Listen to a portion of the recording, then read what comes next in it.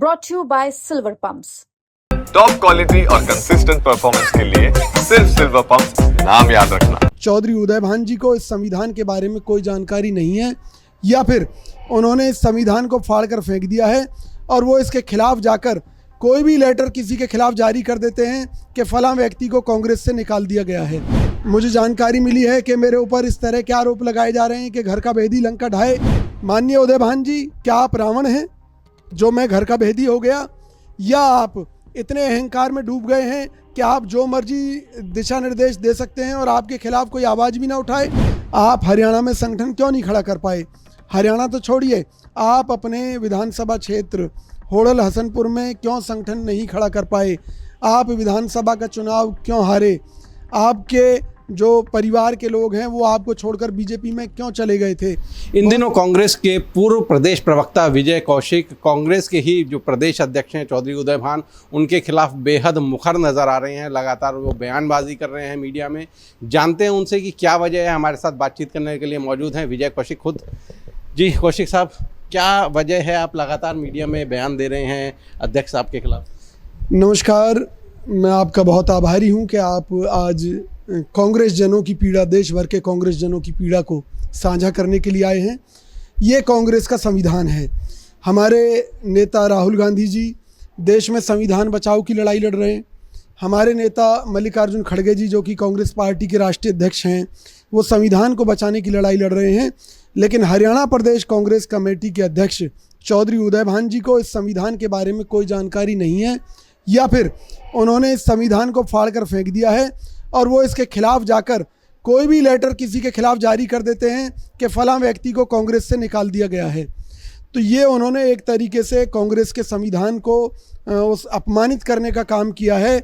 और या मैं ये कहूँ कि जिस व्यक्ति को अगर इतना भी ज्ञान नहीं है कि कांग्रेस का संविधान क्या कहता है, तो उन्हें हरियाणा के प्रदेश अध्यक्ष पद पर बने रहने का कोई अधिकार नहीं है। इसके अलावा मुझे जानकारी मिली है कि मेरे ऊपर इस तरह के आरोप लगाए जा रहे हैं कि घर का भेदी लंका ढाए।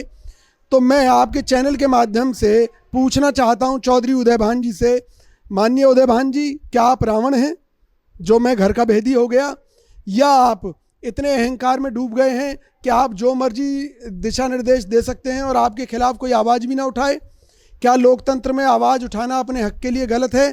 क्या आपको किसी ने यह अधिकार दे रखा है कि आप लोकतंत्र और पार्टी के संविधान की धज्जियां उड़ाकर किसी को अपमानित करें?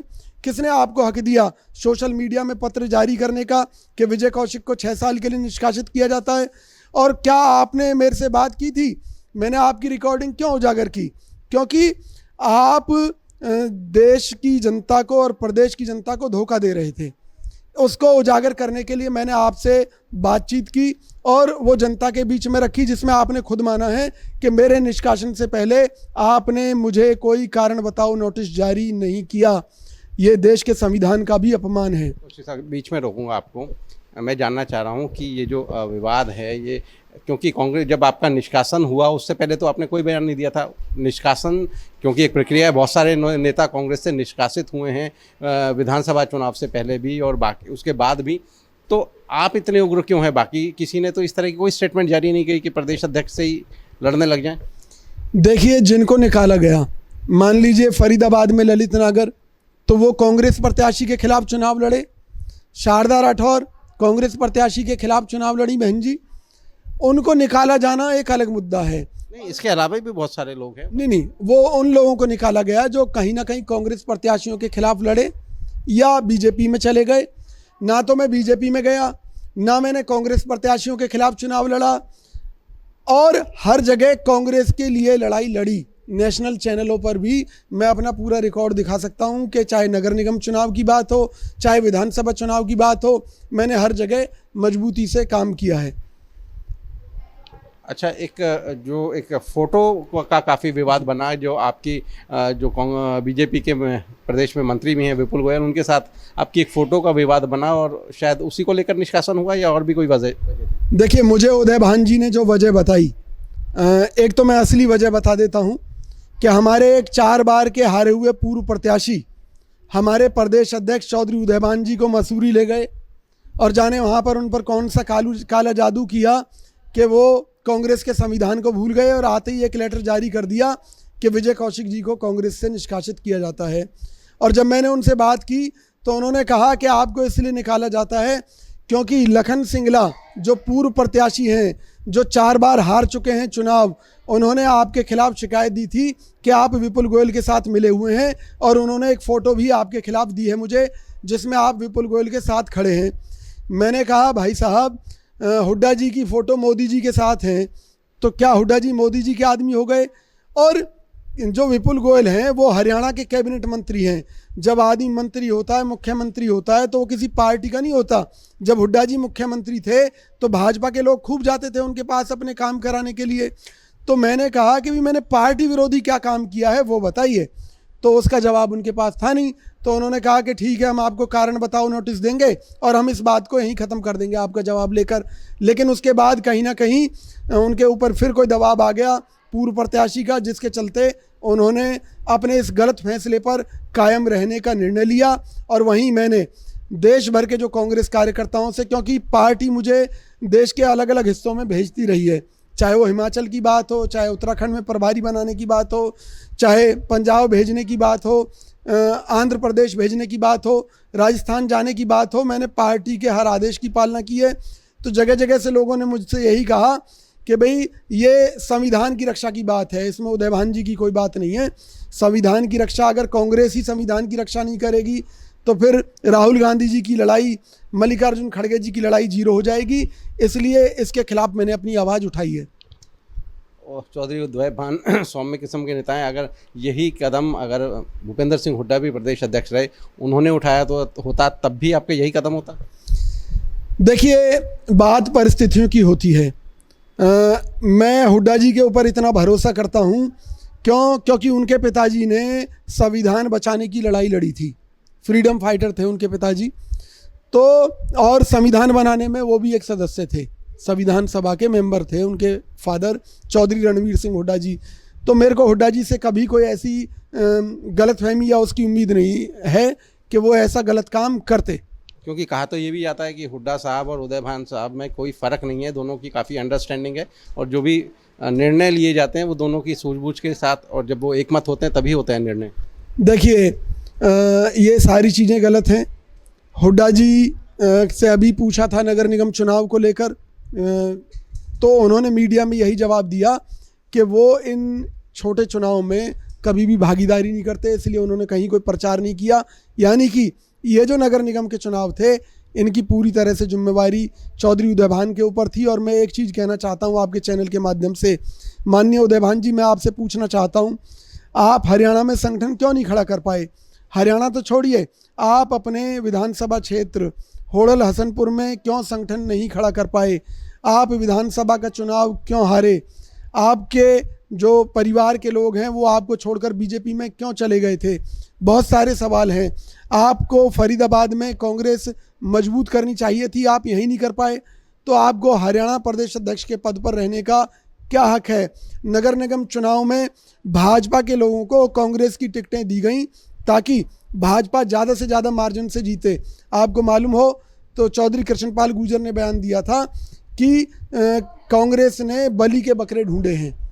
तो बलि के बकरे ढूंढे हैं यानी कि कहीं ना कहीं भाजपा के लोगों के साथ में प्रदेश अध्यक्ष उदय भान जी की मिलीभगत थी, जिसके चलते इतनी बड़ी हार का ठीकरा कांग्रेस पार्टी के सिर पर फूटा है। और अब हम ईवीएम को भी दोषी नहीं करार दे सकते उदय भान जी के कारण। आप कह रहे हैं कि प्रदेश अध्यक्ष की मिलीभगत बीजेपी से, फोटो आपकी जारी होती है कि बीजेपी नेता के साथ?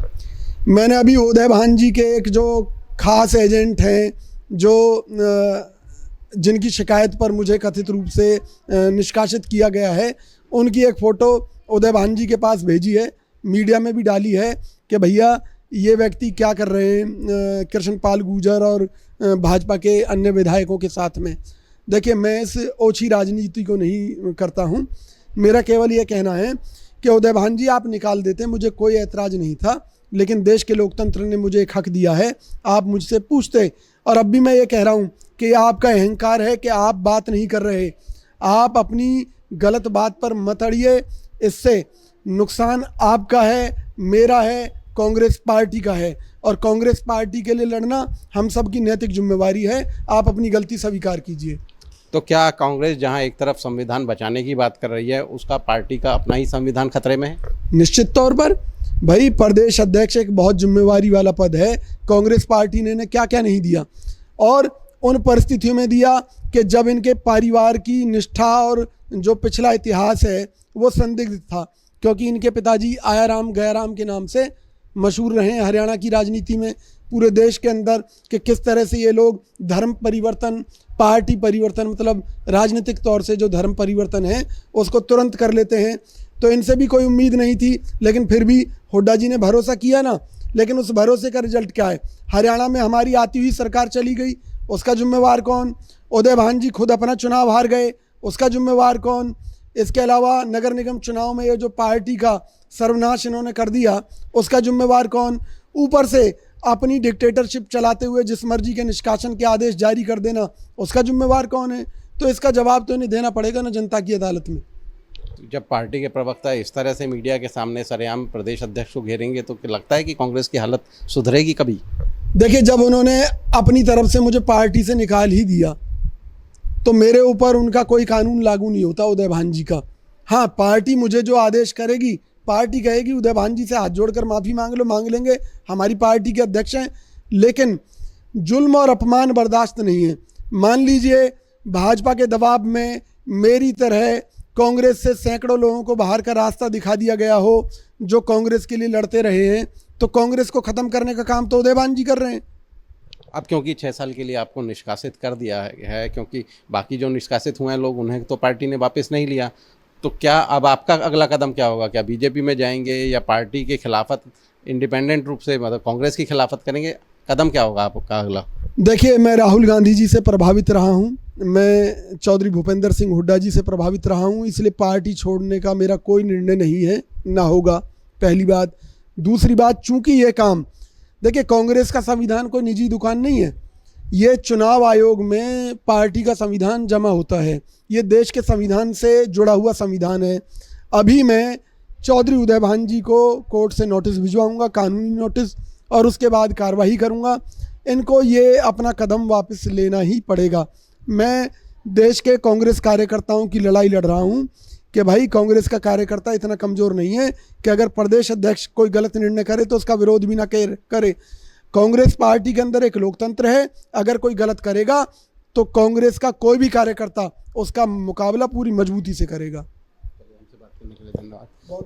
तो ये थे कांग्रेस के प्रदेश प्रवक्ता विजय कौशिक, जो लगातार प्रदेश अध्यक्ष पर निशाना साध रहे हैं। उन्होंने अपने निष्कासन से जो निष्कासन हुआ है उस पर सवाल उठाए। उन्होंने आरोप लगाए कि कांग्रेस संविधान बचाने की बात कर रही है, लेकिन कांग्रेस पार्टी के अंदर ही जो कांग्रेस का संविधान है वो खतरे में है। जो आरोप हैं वो प्रदेश अध्यक्ष पर हैं। अब देखना होगा कि कितना जल्दी इस मामले का पटाक्षेप होगा। हालांकि उन्होंने ये भी कहा कि वो बीजेपी में नहीं जाने वाले, क्योंकि वो कांग्रेस की विचारधारा से प्रभावित हैं। हरियाणा तक के लिए फरीदाबाद से सचिन गौड़।